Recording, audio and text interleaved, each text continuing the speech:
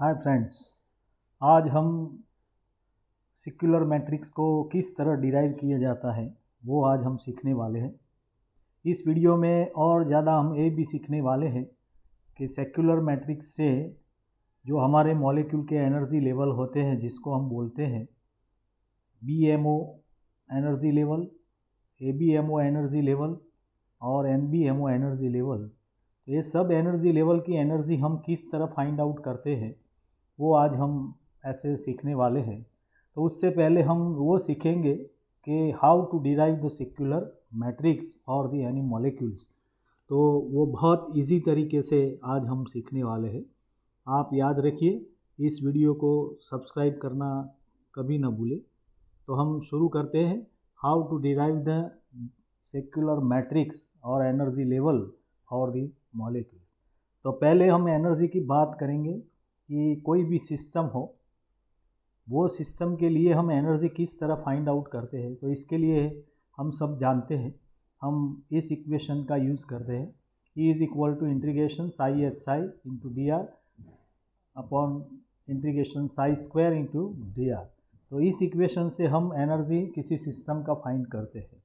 और वो एनर्जी के इक्वेशन में जो H है इसको बोलते हैं हम हैमिल्टोनियन ऑपरेटर।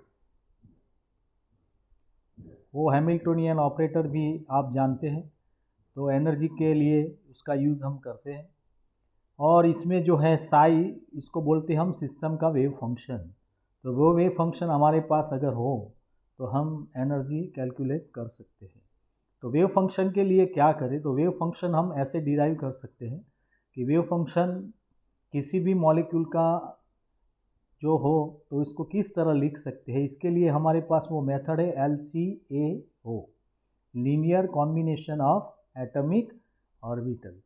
तो कोई भी मॉलिक्यूल्स हो, इसमें जितने ही एटम हो वो सबके लिए वेव फंक्शन और वो सबका लीनियर कॉम्बिनेशन हम करते हैं। मैं एग्जांपल देता हूँ। सपोज हमारे पास है die atomic molecule, suppose H2। इसमें दो एटम्स है H और H, दोनों वैसे तो इक्वल है, दोनों का इलेक्ट्रॉन कॉन्फ़िगरेशन और प्रॉपर्टीज सब इक्वल है, लेकिन हम इसको अलग अलग वेव फंक्शन psi1 psi2 से लिखें तो पूरे मॉलिक्यूल्स के लिए, H2 मॉलिक्यूल्स के लिए LCAO मेथड के द्वारा इसका हम वेव फंक्शन किस तरह लिख सकते हैं। तो लिखते हैं C1 psi1 plus C2 psi2। तो बहुत ही आसान तरीके से ऐसे हम पूरे मॉलिक्यूल का वेव फंक्शन लिख सकते हैं। अगर हमारे पास ट्राई एटॉमिक मॉलिक्यूल हो तो यहाँ पर एक और वेव फंक्शन जुड़ जाएगा C3 psi3। तो इस तरह हम वेव फंक्शन लिख सकते हैं। सपोज हमारे पास n एटॉमिक मॉलिक्यूल्स है तो इसके लिए हम किस तरह लिख सकते हैं, C1 psi1 plus C2 psi2 dash dash dash plus up to Cn psi n। तो बहुत आसान तरीके से LCAO के आधार पर हम ऐसे वेव फंक्शन लिख सकते हैं। अब हमको एनर्जी कैलकुलेट करना है तो वो वेव फंक्शन का यूज़ हम इस इक्वेशन पर करेंगे तो हमको एनर्जी मिल जाएंगी। तो आज हम सिक्युलर मैट्रिक्स की बात कर रहे हैं। सबसे पहले हम सिक्युलर मैट्रिक्स बनाने वाले हैं, सबसे आसान। तो सबसे पहले हम बनाएंगे डाई एटॉमिक मॉलिक्यूल्स के लिए। तो फ्रेंड्स, हम इसका एनर्जी कैलकुलेट करेंगे। तो इसका वेव फंक्शन हमारे पास है एग्जाम्पल H2 मॉलिक्यूल्स, और इसका वेव फंक्शन है हमारे पास psi is equal to C1 psi1 plus C2 psi2। तो ये वो वेव फंक्शन को हम इस एनर्जी के इक्वेशन में पुटिंग करेंगे तो वो एनर्जी इक्वेशन हमारा हो जाएगा। यहाँ पर कुछ करने वाले नहीं है, सिर्फ इसका वैल्यू यहाँ पर ऐड करेंगे साई का, C1 psi1 plus C2 psi2, H वहाँ रहना चाहिए, C1 psi1 plus C2 psi2 dr। यहाँ पर वही हम साई का वैल्यू लिखेंगे, C1 psi1 plus C2 psi2। दो बार हमारा साई है इसलिए हम यहाँ पर लिख देंगे स्क्वायर और लिखेंगे dr। फ्रेंड्स, यहाँ पर वो H है वो ऑपरेटर है, इसका पोजीशन चेंज होना नहीं चाहिए। जब हम पोजीशन चेंज करेंगे तो इसका मीनिंग भी बदल जाएगा। तो एच का रहना वहाँ ज़रूरी है। अब हम क्या करने वाले हैं, तो इसको सिंप्लीफाई करने के लिए बहुत सिंप्लीफाई मैथमेटिक्स का यूज़ करेंगे। यहाँ पर ब्रैकेट ओपन करेंगे, याद रखेंगे एच का स्थान मिडल में ही रहना चाहिए।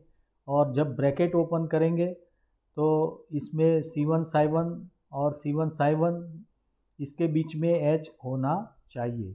बहुत सिंपल तरीके से ब्रैकेट ओपन करें। जब आप मैथमेटिक्स में सीखते हैं x प्लस वाई ए प्लस बी, इसका हम किस तरह सॉल्व करते हैं, तो इसी तरह वो भी हम सॉल्व करेंगे। तो यहाँ पर लिखेंगे C1 Ψ1 H C1 Ψ1, यहाँ इसके साथ मल्टीप्लिकेशन हुआ, बीच में H वो एक हो गया। दूसरा वाला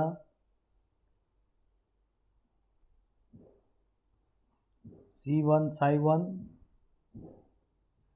H C2 Ψ2, तीसरा का करेंगे हम C2 Ψ2 H C1 Ψ1 plus C2 Ψ2 H C2 Ψ2। इस सब का ब्रैकेट लगा के, पूरा ब्रैकेट करके इसको हम इंटीग्रेशन में डाल देंगे। और नीचे वाला जो है इसको हम बहुत सिंप्लीफाई करेंगे, वो भी ब्रैकेट हम ओपन करेंगे ऐसे x प्लस वाई स्क्वायर। इसको किस तरह हम ब्रैकेट ओपन करते हैं, तो इसी तरह इसका भी ओपन करेंगे। C1 square Ψ1 square plus 2 C1 C2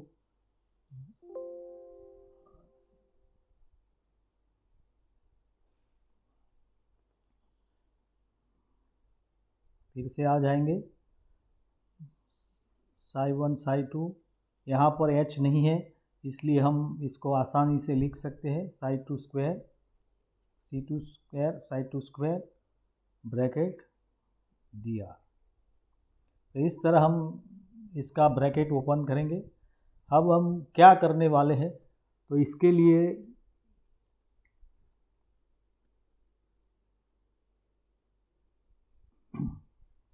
हम यहाँ पर जो हर एक हमारे पास जो फंक्शन है वो सबको हम अलग अलग इंटीग्रेशन लगाएंगे। याद रहे इसमें C1 और C2 वो कांस्टेंट है, इसको हम इंटीग्रेशन के बाहर रख लेंगे। तो सब में वही करने वाले हैं। तो यहाँ पर लिखेंगे C1 square integration Ψ1 H Ψ1 dr। यहाँ पर लिखेंगे प्लस, ये दोनों में से निकलेगा C1 C2, इंटीग्रेशन में लिखेंगे हम Ψ1 H Ψ2। तीसरा वाले में निकालेंगे हम C1 C2 Ψ2 H Ψ1। और लास्ट वाले में हम निकालेंगे C2 स्क्वायर, इसमें लिखेंगे हम Ψ2 H Ψ2 दिया। और नीचे वाले में भी वैसा ही करना है, जो कांस्टेंट है इसको हम इंटीग्रेशन के बाहर रख लेंगे। C1 स्क्वायर इंटीग्रेशन यहाँ पर है Ψ1 स्क्वायर प्लस यहाँ पर 2 C1 C2, तीनों को बाहर निकालेंगे इंटीग्रेशन से Ψ1 Ψ2। और लास्ट वाले में C2 स्क्वायर इंटीग्रेशन Ψ2 स्क्वायर दिया। अब जो हमारे पास वो आ गया, इसमें हम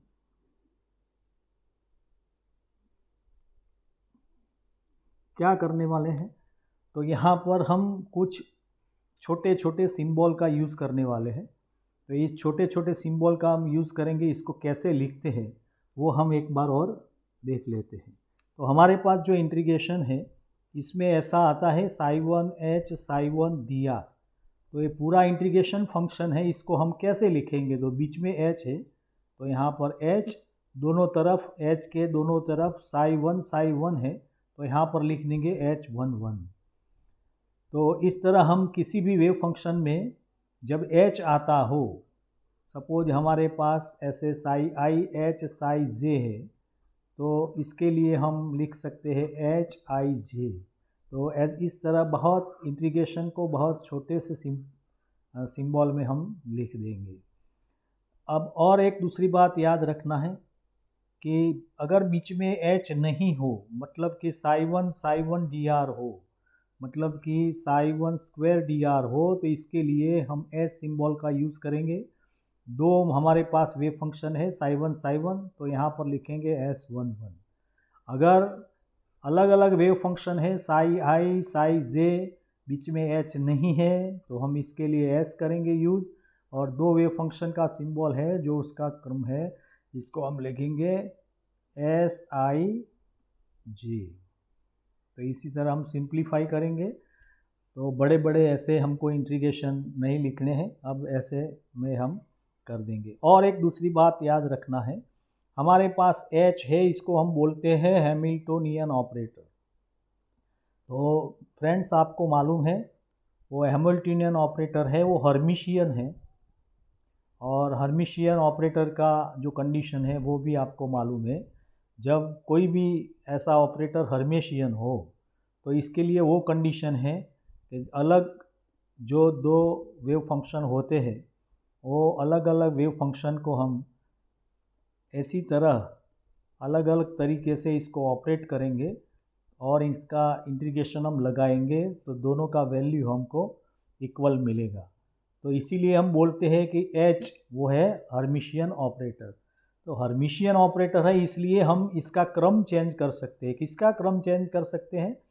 जो वेव फंक्शन दोनों साइड पे है, साई आई और साई जे, 1 2 हो 2 3 हो, एनीथिंग, जो भी वेव फंक्शन हो, इसका क्रम अगर हम चेंज करें, यहाँ पर लिखा है साई जे साई आई, तो क्रम चेंज करेंगे तो इसका दोनों का वैल्यू हमको इक्वल मिलेगा। तो इसका मतलब क्या हुआ फ्रेंड्स, कि हम हमारे इंटीग्रेशन का जो सिंबल लिखते हैं, सपोज साई आई साई जे, इसका हम क्रम चेंज करेंगे तो इसका सिंबल में हम क्या लिख सकते हैं?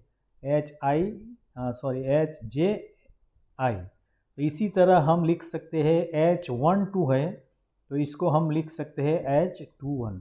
ये दोनों का मतलब सेम ही होता है। और इसको इसलिए हम लिखते हैं कि H हमारा जो ऑपरेटर है वो हर्मिशियन है। तो अब हम पीछे चले जाते हैं, जहाँ पर हमने जो ऐसे इक्वेशन ई का डिराइव किया था, इसमें हम सिंबलाइज करने वाले हैं। तो किस तरह हम सिंबल करेंगे?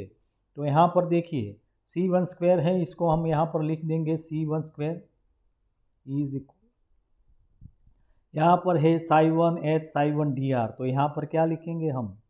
H11 प्लस यहाँ पर है C1 C2, याद रखिए C1 C2 है, यहाँ पर C1 C2 है, तो दो बार आ गया। यहाँ पर है psi one H Sai to, यहाँ पर है Sai to H psi one. तो हमने अभी बोला कि H है वो हर्मिशियन है, तो इसलिए हम इस दोनों को एक ही तरह लिख सकते हैं, मतलब कि दोनों हमारे जो इंटीग्रेशन फंक्शन है वो सेम है। तो यहाँ पर हम 2 बार लिख देते हैं, 2C1 C2, यहाँ पर हम H12 और H21 दोनों में से कोई भी लिख सकते हैं।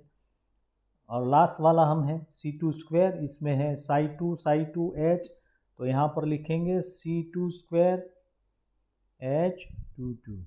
हो गया। अब नीचे वाले में भी वही करना है, मतलब यहाँ पर सिंबल चेंज हो जाएगा, यहाँ पर H नहीं है, तो यहाँ पर हम क्या लिखेंगे? C1 स्क्वायर S11 प्लस यहाँ पर लिखेंगे 2C1 C2 S12, यहाँ पर लिखेंगे C2 स्क्वायर, H नहीं है इसलिए S का यूज़ करेंगे हम S22। तो इसी तरह हमारा एनर्जी का बहुत सिंप्लीफाई इक्वेशन हम ऐसे डिराइव कर सकते हैं। अब आगे देखेंगे इसमें से हम किस तरह, जो हमारे पास ई का जो इक्वेशन आ गया वो इस तरह है, तो इसमें से हम किस तरह सेक्युलर मैट्रिक्स बना सकते हैं डायटोमिक के लिए। तो अब फ्रेंड्स वो इक्वेशन हमारे पास आ गया है, तो हमको वेरिएशन मेथड का यूज़ करना है। तो वेरिएशन मेथड क्या बोलता है? तो वेरिएशन मेथड में यही है कि अगर कोई भी सिस्टम का एनर्जी है, तो इसको हम लोअर तक, मतलब न्यूनतम तक मिनिमाइज़ करना है तो किस तरह करेंगे, तो यहाँ पर जो सिस्टम का वेव फंक्शन है तो इसमें हम जो कांस्टेंट लिखते हैं वो कांस्टेंट, वो पैरामीटर्स है, वो चलायमान है, वो वेरिएबल्स है, इसको हम इसके आधार पर हम इसको चेंज कर सकते हैं। तो इसको हम मैथमेटिकली किस तरह लिखते हैं, हमारे पास यहाँ पर ई है, ई का वैल्यू को हमको डिक्रीज करना है, इसको मिनिमाइज़ करना है, इसको न्यूनतम करना है, इसको Z P E 0 point energy तक ले जाना है। तो इसके लिए हमको क्या करना है, C1 C2 ये दोनों हमारे पास पैरामीटर कांस्टेंट वेरिएबल्स है। तो C1 C2 के आधार पर हम एनर्जी E का वैल्यूज़ इसको ZPE 0 तक ले जाने वाले हैं। तो इसके लिए हम क्या करते हैं, डेल E इसको घटाएंगे हम डेल C1 के लिए, कहाँ तक, 0 तक। तो वो एक कंडीशन हमारे पास आ गया। डिफरेंशिएशन इक्वेशन है, पार्शियल डिफरेंशिएशन इक्वेशन। और दूसरा कंडीशन आ जाएगा, ई का वैल्यू का हम चेंज कर सकते हैं C2 के आधार पर, कहाँ तक, 0 तक। तो दोनों कंडीशन वेरिएशन मेथड की है। अब ये दोनों कंडीशन के आधार पर हम इस एनर्जी को चेंज करने वाले हैं, 0 तक ले जाने वाले हैं। मतलब कि C1 और C2 के आधार पर जब हम E का विकलन करेंगे तो इसका वैल्यू हमको 0 मिलना चाहिए। तो हम पहली कंडीशन का यूज़ करेंगे, इस कंडीशन के यूज़ के आधार पर हम वो इक्वेशन कैलकुलेट करने वाले हैं। तो आ जाइए फिर इसका हम क्या करेंगे, विकलन करने वाले हैं del E by del C1 के आधार पर, और इसका वैल्यू है 0। अब क्या करेंगे, इसका विकलन करना है तो हम इसको अब और सिंप्लीफाई करेंगे, यहाँ पर u यहाँ पर v लिखेंगे। मतलब कि इसको हम कहेंगे u, जो ऊपर वाला है फंक्शन इसको बोलेंगे u, नीचे वाला जो फंक्शन है इसको हम बोलेंगे v। मतलब बहुत ही सिंप्लीफिकेशन लिखेंगे u बाय v। तो अब हम विकलन के आधार पर इसका विकलन किस तरह की करते हैं, तो इसके लिए हमारे पास इक्वेशन है del E by del C1। यहाँ बहुत सिंप्लीकेशन है, यहाँ नीचे लिखेंगे v स्क्वायर, v वैसे ही रहेगा, del u by del C1 minus u del v by del C1। Alternatively हमको इसका डिफरेंशिएशन निकालना पड़ेगा। पहले हम C1 के आधार पर करते हैं, तो हमारे पास u और v तो है। अब करेंगे क्या, तो हमारे पास वो नहीं है del u by del C1 और del v by del C1। तो हम इसको निकालेंगे, तो ऊपर वाला जो हमारे पास u है इसको हम लिखेंगे C1 square H11 plus 2 C1 C2 H12 plus C2 square H22। इसका हम del u by del C1 करेंगे। तो किस तरह करेंगे, याद रखना पार्शियल डिफरेंशिएशन है, पार्शियल जो इसको हम बोलते हैं आंशिक विकलन, इसके आधार पर हम इसका विकलन करेंगे। तो पहले C1 स्क्वायर H11 वैसे ही रहेगा, वो कांस्टेंट रहेगा। C1 स्क्वायर का विकलन होगा C1 के आधार पर। जब हम यहाँ पर x स्क्वायर का विकलन x के आधार पर करते हैं तो क्या होता है, 2x। तो इसी तरह यहाँ पर लिखेंगे 2C1। तो हो गया। अब दूसरे वाला क्या करेंगे, इसमें भी जो C1 के सिवा बाकी के हैं सब यहाँ पर लिख देंगे 2C2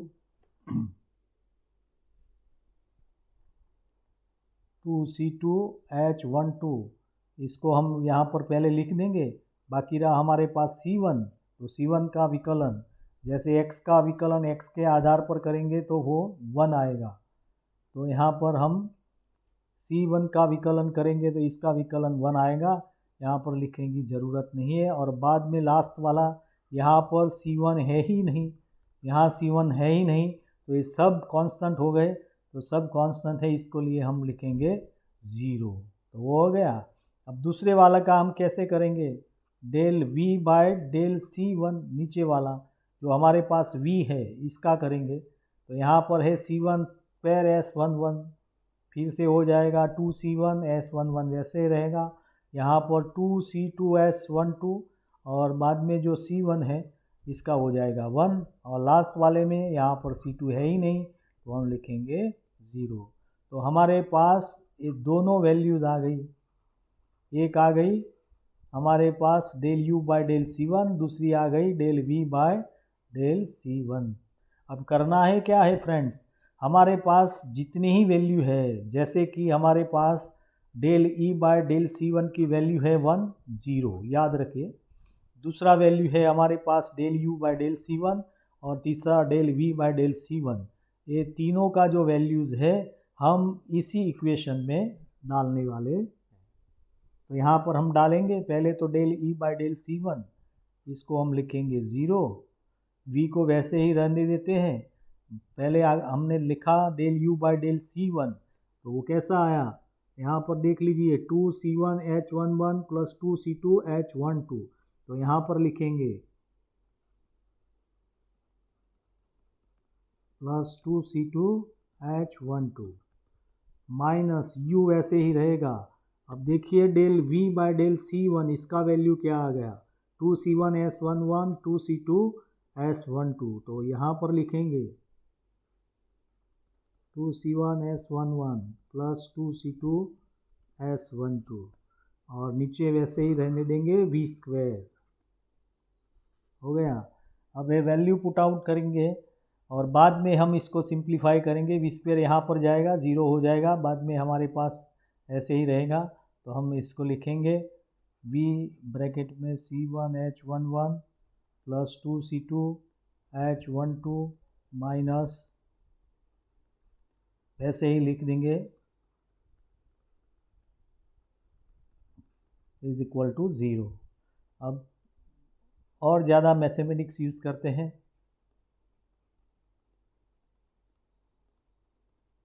इसको बराबर के साइड पर ले जाएंगे, इज इक्वल टू प्लस हो जाएगा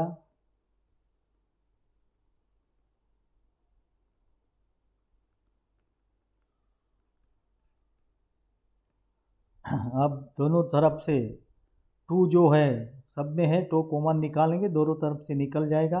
बाद में हमारे पास रहेगा H11 प्लस 2 निकल गया C2H12, यहाँ पर रहेगा C1S11, यहाँ पर रहेगा C2S12। अब यहाँ पर जो है V हमारा, V को हम यहाँ से यहाँ ले जाने वाले हैं, तो यहाँ हमको मिलेगा U bye V।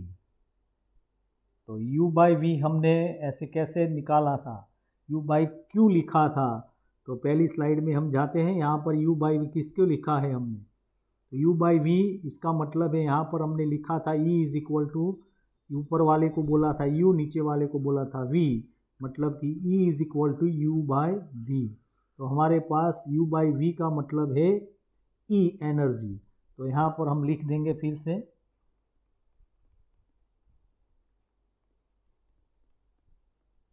E bracket में रहेगा C1S11 C2S12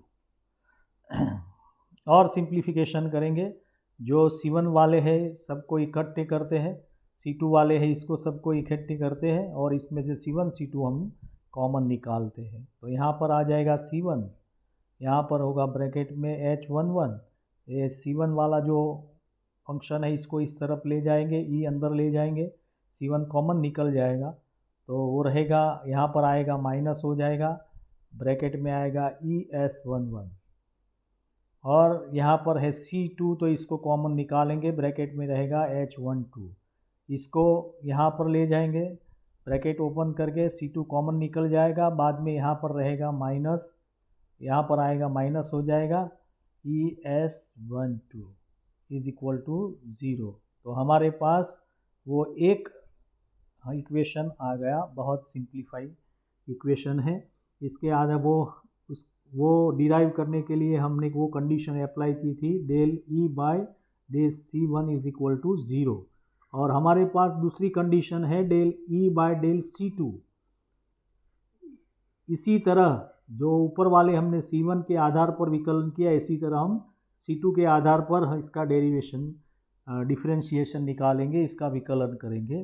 तो बहुत आसान तरीके से दूसरा इक्वेशन हमको मिल जाएगा, और वो ऐसा करने की ज़रूरत भी नहीं है, हम इसके आधार पर ही लिख सकते हैं। कैसा मिल जाएगा? दूसरी जो कंडीशन हम लगाएंगे del E by del C2 is equal to 0, तो दूसरा इक्वेशन ऐसा आएगा H21 minus S21 plus C2 bracket में रहेगा H22 माइनस ES22। तो दूसरा इक्वेशन पर फिर हमारे पास आ गया। दोनों इक्वेशन को हम बोलते हैं सिक्युलर इक्वेशन। तो इस दोनों इक्वेशन के आधार पर हम सिक्युलर मैट्रिक्स बना सकते हैं। यहाँ पर एक बात याद रखिए कि जो हमने जो सिक्युलर इक्वेशन जो डिराइव किए हैं वो सिक्युलर इक्वेशन है हमारे पास डायएटॉमिक मॉलिक्यूल्स के लिए। तो डायएटॉमिक मॉलिक्यूल्स के लिए जो है, तो इसके लिए हम कैसे कर सकते हैं कि डायएटॉमिक के लिए है तो हमारे पास दो इक्वेशन आ जाएंगे, और इसमें दोनों में दो दो ऐसे फंक्शन है। तो इसी तरह अगर हम ट्राइएटॉमिक के लिए डिराइव करेंगे तो ट्राइएटॉमिक के लिए हमारे पास 3 इक्वेशन आ जाएंगे, और वो 3 इक्वेशन में क्या होगा, तो ऐसे 3 फंक्शन होने वाले हैं। वो आगे देखेंगे हम किस तरह सिक्युलर मैट्रिक्स लिख सकते हैं। तो हमारे पास इस तरह दो इक्वेशन आ गए। इसके लिए हमने दो कंडीशन वेरिएशन मेथड की अप्लाई की थी, 1 and second del E by del C2 is equal to 0। दोनों इक्वेशन डायएटॉमिक मॉलिक्यूल्स के लिए है। अब इसके आधार पर हम सिक्युलर मैट्रिक्स लिखेंगे बहुत सिंप्लीफाई करके। वैसे यहाँ पर C1 और C2 इसका वो एक वन मैट्रिक्स हो जाएगा, C1 और C2। दूसरा क्या होगा, C1 के C2 के मल्टीप्लिकेशन में जो है इसका हम एक एक मैट्रिक्स निकालेंगे। तो ये देखिए H11 ES11 और पहला वाला इक्वेशन में H12 ES12, तो ये दोनों का फर्स्ट रो हो गया। और दूसरे वाला है इक्वेशन, इसमें से हम दो यहाँ पर फंक्शन लिखेंगे, इसका दूसरा रो हो जाएगा। इसी तरह हमको 2/2 मैट्रिक्स मिलने वाला है। इसको हम बोलते हैं डायएटॉमिक मॉलिक्यूल्स के लिए जो हमारे पास आया, इसको बोलते हैं सेक्युलर मैट्रिक्स। और डायएटॉमिक मैट्रिक्स के लिए है वो मिलेगा हमको 2/2। अगर हमको 3/3 मतलब कि ट्राइएटॉमिक मॉलिक्यूल्स के लिए ये लिखना है तो हम किस तरह लिख सकते हैं वो आगे हम दिखेंगे। यहाँ पर पहले क्या करने वाले हैं कि तो डायएटॉमिक मॉलिक्यूल्स के लिए हमारे पास 2/2 था, 2 रो और 2 कॉलम, तो इसको हम पहले लिख देंगे। यहाँ पर C1 C2 था, और अब ट्राइएटॉमिक के लिए आ गया तो ट्राइएटॉमिक के लिए इसका वेव फंक्शन हमारे पास है। Suppose psi3 C1 psi1 plus C2 psi2 plus C3 psi3। यहाँ पर 3 वेरिएबल्स है C1 C2 और C3, तो इसका एक हम मैट्रिक्स यहाँ पर लिख देंगे C1 C2 C3। और बाद में क्या करेंगे, बाद में जो 2/2 का हमारे पास मैट्रिक्स आ गया था डायएटॉमिक के लिए, इसका फर्स्ट रो पहले लिखेंगे। इसी तरह H11 minus ES11 H12 minus ES12। अब इसका थर्ड कॉलम भी आ जाएगा, मतलब कि फर्स्ट रो में थर्ड पोजीशन भी आ जाएगा। तो इसके हम किस तरह लिख सकते हैं, यहाँ पर देखिए 1 1, यहाँ पर है 1 2, तो यहाँ पर आएगा H13 माइनस E रहेगा, यहाँ पर है 1 1 1 2, तो यहाँ पर आएगा S13। अब बारी है दूसरे रो की, तो यहाँ पर देखिए H21 H22, तो यहाँ पर लिखेंगे H23 माइनस ES, यहाँ पर भी वही है S21 S22 मतलब S23। अब थर्ड रो और थर्ड रो की बात करते हैं, तो ऊपर से देखिए 1 1 2 1, तो यहाँ पर आएगा रिदम में H31 माइनस E, यहाँ पर आएगा S31। यहाँ पर भी देख सकते हैं आप H12 H22, तो यहाँ पर हम लिखेंगे H32 माइनस ES32। यहाँ पर किस तरह लिखेंगे, यहाँ देखिए 3 1 3 2, तो यहाँ पर आएगा S33 माइनस यहाँ पर भी आएगा S33। तो इसी तरह 3/3 सेक्युलर मैट्रिक्स हम लिख सकते हैं ट्राई एटॉमिक के लिए। तो आपको तो सिर्फ याद क्या रखना है कि डाई एटॉमिक के लिए 2/2 का जो मैट्रिक्स है इसको याद रखेंगे, बाद में इसका रो और कॉलम बढ़ाएंगे तो इसके लिए 3/3 हो जाएगा। अगर टेट्रा एटॉमिक के लिए चाहिए तो इसमें हमको मैट्रिक्स मिलेगा 4/4। तो इसका भी आसान तरीके से हम लिख सकते हैं, इसका 4 कॉलम लिखेंगे और 4 रो लिखेंगे। तो इसी तरह हम किसी भी मॉलिक्यूल्स के लिए हम ऐसे सेक्युलर मैट्रिक्स लिख सकते हैं। अब फ्रेंड्स बारी है जो हमारे पास डायटोमिक मॉलिक्यूल्स था, तो हम सबको मालूम है इसका एनर्जी लेवल 2 आएगा, bonding molecular orbital energy level और anti bonding molecular orbital energy level. तो ये वो एनर्जी लेवल के लिए हम किस तरह एनर्जी निकाल सकते हैं, तो इसीलिए हम पहले यूज़ करेंगे ऐसे डायटोमिक मॉलिक्यूल्स के लिए 2/2 का जो हमारे पास सेक्युलर मैट्रिक्स था वो यहाँ पर लिखा हुआ है, वही यूज़ करेंगे। यहाँ पर याद रखिए दो हमारे पास मैट्रिक्स है, वन इज C1 C2 और दूसरा वो वाला, तो दोनों में से इसका मल्टीप्लिकेशन 0 आता है, मतलब हमारे पास x into Y is equal to 0 है। इसका मतलब क्या हुआ, x का वैल्यू 0 होना चाहिए और y का वैल्यू 0 होना चाहिए। तो अब हम करना क्या है, इसमें इस दोनों मैट्रिक्स में से कौन से वैल्यूज़ कौन किस मैट्रिक्स का वैल्यू 0 है वो हमको डिफाइन करना है। तो पहले हमारे पास डायटोमिक मॉलिक्यूल्स का लिए इसका जो वेव फंक्शन है C1 psi1 plus C2 psi2 वो लिखेंगे। यहाँ पर हम पहले ऐसे एज्यूम करते हैं, सपोज हमारे पास C1 C2 वाला मैट्रिक्स है, इसका वैल्यू 0 है। तो अब क्या होगा, C1 C2 अगर हम 0 लेंगे तो इसमें जब G1 और C2 का वैल्यू हम 0 लिखेंगे तो साई इज इक्वल टू 0 होगा। तो वो हमारे लिए गलत है। यहाँ पर बोलता है कोई एटम्स नहीं है, कोई मॉलिक्यूल्स नहीं है, मतलब कि इसका वेव फंक्शन 0 आता है, तो वो ऐसे हम ले सकते नहीं है, मतलब कि वेव फंक्शन का वैल्यू 0 होना चाहिए नहीं। तो इसका हम बोलते हैं C1 C2 का वैल्यू 0 होना चाहिए नहीं। तो अब आपको समझ में आ गया कि C1 C2 का वैल्यू अगर 0 नहीं है तो फिर इस दोनों में से एक का वैल्यू 0 होना चाहिए, तो किसका वैल्यू 0 होगा, तो वो जो हमारे पास 2/2 का जो सेक्युलर मैट्रिक्स है इसका वैल्यू 0 होना चाहिए। तो अब हम 2/2 मैट्रिक्स डायटोमिक के लिए एनर्जी कैलकुलेट करने के लिए हम मैट्रिक्स अब बहुत यहाँ पर लिखेंगे इस तरह, तो वही मैट्रिक्स का वैल्यूज हमारे पास आ गया 0। अब एनर्जी निकालने वाले हैं, तो इसमें जो फंक्शन है इसको हम समझ लेते हैं।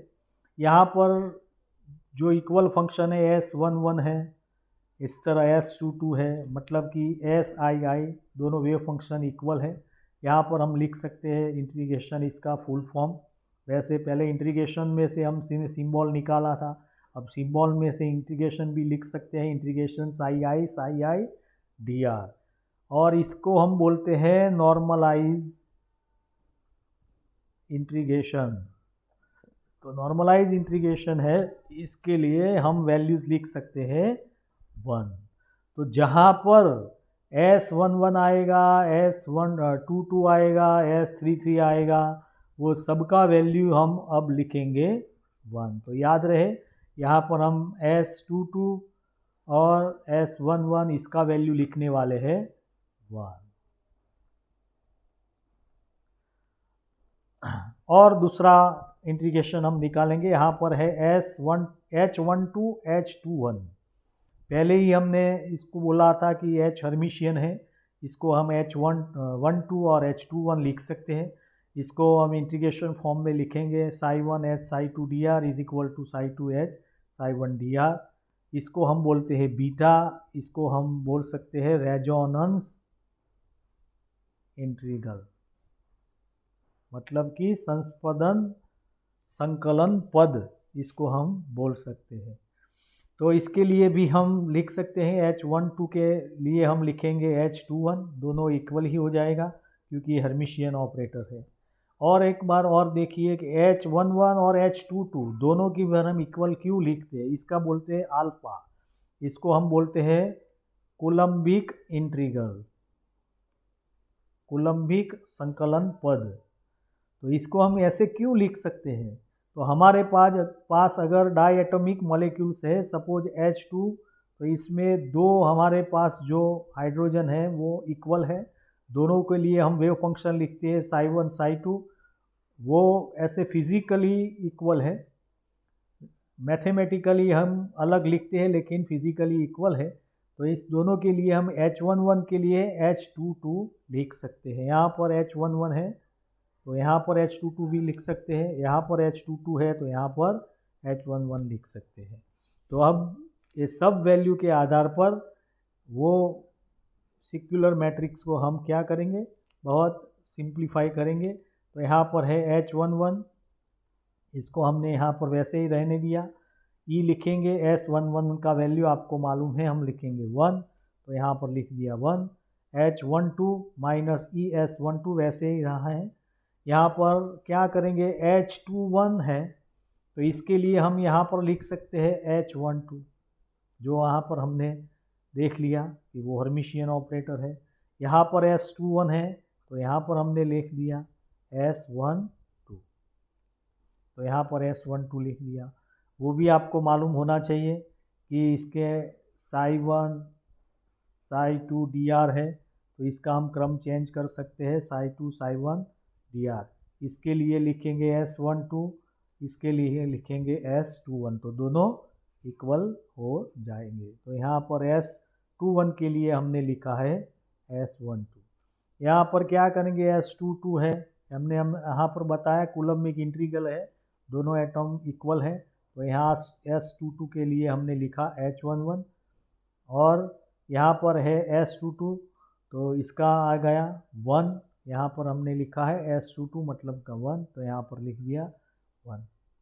अब इसको हम छोड़ेंगे तो इसके लिए हम क्या करेंगे, हमारे पास जो सिंपल ऐसे सिक्युलर मैट्रिक्स आ गया है डायटोमिक के लिए H2 के लिए, तो इसको हम सिंप्लीफाई करेंगे, इसको ओपन करेंगे तो ऐसे हम लिख सकते हैं H11 माइनस ई, यहाँ पर भी है H11 माइनस ई, तो यहाँ लिखेंगे स्क्वायर, माइनस यहाँ पर है H12 माइनस ES12, यहाँ पर भी आएगा स्क्वायर इज इक्वल टू 0। तो ये क्या हो गया हमारे पास, x square minus y square is equal to 0। इसको हम लिखते हैं x plus y is equal to 0 और x minus y is equal to 0। तो यहाँ पर इसी तरह लिखेंगे हम, हमारे पास दो आ जाएंगे इक्वेशन, H11 माइनस ई, पहले लिखेंगे plus H12 minus ES12 is equal to 0। दूसरा वाला हमारे पास आएगा H11 माइनस ई, बीच में लिखेंगे minus H12 minus ES12 is equal to 0। अब इस दोनों का सेम एनर्जी हमको निकालना है, तो यहाँ पर करेंगे E, पहले क्या करेंगे, ब्रैकेट ओपन करेंगे H11 minus E plus H12 minus ES12 is equal to 0। यहाँ पर इसको और इसको ऐसे कंबाइन कर देते हैं, ये माइनस वाले जो है इसको बराबर की इस साइड पर ले जाएंगे, H11 प्लस H12, यहाँ पर माइनस वाले है प्लस हो जाएगा E प्लस ES12। बाद में क्या करेंगे, यहाँ पर से E कॉमन निकाल के यहाँ पर आ जाएगा, और H11 plus H12 E bracket में रहेगा 1 plus S12, and therefore the last E is equal to H11 plus H12 divide by 1 plus S12। तो वो एक एनर्जी निकल जाएगी। दूसरी एनर्जी यहाँ से पर है, हम निकाल सकते हैं, फटाफट निकालेंगे। H11 माइनस ई, यहाँ पर ब्रैकेट ओपन कर देंगे, H12 प्लस हो जाएगा S12 इज इक्वल टू 0। ऐसे H11 माइनस H12 ई वाले को यहाँ पर ले जाएंगे, ये प्लस हो जाएगा, माइनस हो जाएगा, और बाद में ई इज इक्वल टू हम लिखेंगे H11 minus H12 divide by 1 minus S12। तो दूसरी एनर्जी हमारे पास आ गई। तो इसी तरह हम दो एनर्जी स्टेट हमारे पास आ गए। वन आ गया E is equal to H11 plus H12 divide by 1 plus S12। यहाँ पर आ गया H11 minus H12 1 minus S12। यहाँ पर हमारे पास H11 और H12 इसका सिंबल का यूज़ भी हम कर सकते हैं। एक को हम बोलते हैं कोलम्बिक इंटीग्रल, इसके लिए लिख सकते हैं अल्फ़ा, और H12 के लिए लिख सकते हैं बीटा। यहाँ पर हो जाएगा 1 प्लस S12। यहाँ पर हो जाएगा E is equal to alpha minus beta 1 minus S12। याद रखिए S12 क्या है, तो S12 ओवरलैपिंग इंटीग्रल है। तो ओवरलैपिंग होगा तो S12 का वैल्यू होगा, अगर नहीं होगा तो S12 का वैल्यू नहीं होगा। अल्फ़ा और बीटा क्या है, तो अल्फ़ा क्या है, तो कोलम्बिक इंटीग्रल इसका वैल्यू ऑलवेज नेगेटिव होता है, लोअर होता है। तो यहाँ पर अल्फ़ा का वैल्यू नेगेटिव और लोअर हम लिखेंगे। तो अब हम क्या करेंगे, इस दोनों एनर्जी में से कौन सी एनर्जी बॉन्डिंग है, कौन सी एनर्जी एंटी बॉन्डिंग है। आप सबको मालूम है जो बॉन्डिंग एनर्जी है इसका वैल्यू लोअर आता है। तो यहाँ पर जो है इसका वैल्यू हम माइनस नहीं लिखते हैं, लेकिन वो माइनस है, तो यहाँ पर वो माइनस हो जाएगा। तो इसका वैल्यू हम वो करेंगे बॉन्डिंग एनर्जी, मतलब कि ये सिमेट्रिकल एनर्जी भी बोलते हैं। तो इसको हम लोअर एनर्जी लिखेंगे इसी तरह, और जब ये माइनस हो जाएगा तो माइनस माइनस प्लस, तो इसका हायर हो जाएगा, तो इसको हम लिखेंगे एंटी बॉन्डिंग एनर्जी। तो हमारे पास दो एनर्जी लेवल आ गए, एक बॉन्डिंग एनर्जी लेवल, इसको हम बोलते हैं बॉन्डिंग एनर्जी लेवल, इसको बोलते हैं एंटी बॉन्डिंग एनर्जी लेवल। तो H2 डायटमिक के लिए जो हम मॉलिक्यूलर ऑर्बिटल के आधार पर ऐसे दो एनर्जी लेवल निकालते हैं, बॉन्डिंग और एंटी बॉन्डिंग, इसका एनर्जी लेवल हम लिख सकते हैं। इसके लिए लिख सकते हैं E is equal to alpha minus beta 1 minus S12। यहाँ पर क्या लिख सकते हैं, ES और EB बॉन्डिंग एनर्जी लेवल के लिए अल्फ़ा प्लस बीटा, यहाँ पर लिख सकते हैं 1 प्लस S12। याद रहे ओवरलैपिंग इंटीग्रल है, ओवरलैपिंग अगर होगा तो हम यहाँ पर 0 से ज़्यादा लिखेंगे, ओवरलैपिंग नहीं होगा, अगर नहीं होता है तो इसके लिए इसका वैल्यूज़ हम 0 लिखेंगे। तो अब सपोज दोनों का ओवरलैपिंग नहीं होता तो यहाँ पर सिंप्लीफाई कर सकते हैं अल्फ़ा माइनस बीटा, यहाँ पर लिख सकते हैं ES is equal to alpha plus beta. तो इसी तरह हम एनर्जी लेवल निकाल सकते हैं। फ्रेंड्स, ये तो हो गया डायटमिक के लिए। इसी तरह हम ट्राई टेट्रा पेंटा ऐसे कई मॉलिक्यूल्स के लिए एनर्जी लेवल हम निकाल सकते हैं।